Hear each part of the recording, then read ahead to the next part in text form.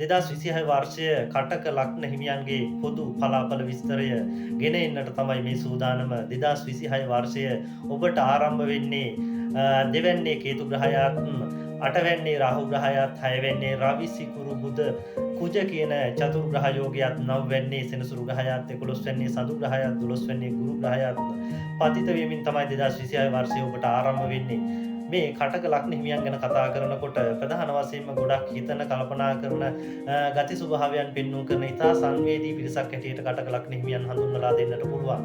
ඔබ පසුගිය කාල වකවානුව තුළ පසුගිය වසරවල ඉතාමත් පීඩනයට පත්වෙමින් තමයි කටයුතු කරේ. ඔබ කියන වැඩ කටයුතු කරන වැඩ කටයුතු සාර්ථකත්වයට පත් කරගන්නට ඔබට ඇතැම් විට හැකියාව ලැබෙන්නට නැතුව ඇති, විවිධ ගැටලු ප්‍රශ්න ඇති වෙන්නට ඇති, ඔබ ගොඩක් මානසික පීඩනයට ලක් වෙන්නට ඇති. ඉතින් ප්‍රථමයෙන්ම කියන්නට ඕනේ 2026 වර්ෂය තුලදී ඔබට මේ ගැටලුකාරී තත්ත්වයන් මඟ හරවාගෙන ඉතාමත් සතුටින් කාලය ගත කරන්නට, ඔබගේ දියුණුව ඇති කරගන්නට හැකියාවක් ලැබෙන වර්ෂයක් හැටියට පෙන්වලා දෙන්නට පුළුවන්. ඉතින් ඔබගේ ආදායම් තත්ත්වය ඉතාමත් ක්‍රමක්‍රමයෙන් ඉහළ නැගෙන වර්ෂයක් හැටියට 2026 වර්ෂය හඳුන්වා දෙන්නට පුළුවන්.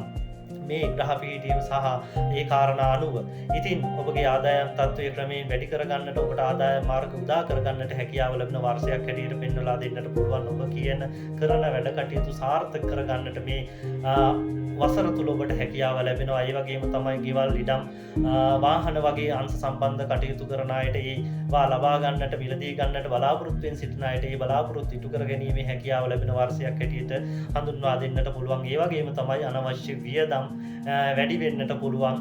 ඉතින් ණය ගැනීම වලදී වගේ ප්‍රවේශම් වීම, සැලකිලිමත් වීම ඉතාමත් වැදගත් වෙනවා. ඉතින් කටක ලග්න හිමියන්ට පසුගිය කාලවකවානුව තුළ විවාහ බාධක තිබුණා නම්, විවාහය අපේක්ෂාවෙන් සිටියා නම්, ඒ බලාපොරොත්තු කඩවීම සිදු වුණා නම් මේ වර්ෂය තුළ ඔබට විවාහ යෝග උදා වීමේ වාසනාව උදා වෙලා තියෙනවා. ඉතින් ඒ විවාහ යෝග උදා කර ගැනීමට ඔබ උත්සාහගත ගැනීම ඉතාමත් වැදගත් වෙනවා. ඒ වගේම තමයි විවාහකායට විවාහ ජීවිතය තුළ ගෙදර වගකීම් වැඩි වෙන්නට පුළුවන්. ඉතින් ඇතැම් විට සුළු සුළු ගැටලුකාරී තත්ත්වයන් මතුවෙන්නටත් පුළුවන්. ඒ නිසා ඔබ නිතර කතා බහ කිරීම සහ අවබෝධයෙන් යුක්තව කටයුතු කිරීම ඉතාමත් වැදගත් වෙනවා. රැකියා තත්ත්වයන් ගැන කතා කරනකොට කටක ලග්න හිමියන්ට 2026 වර්ෂයේ ඇතැම් විට තරමක් කාර්යබහුල ස්වභාවයක් ඇති වෙන්නට පුළුවන්.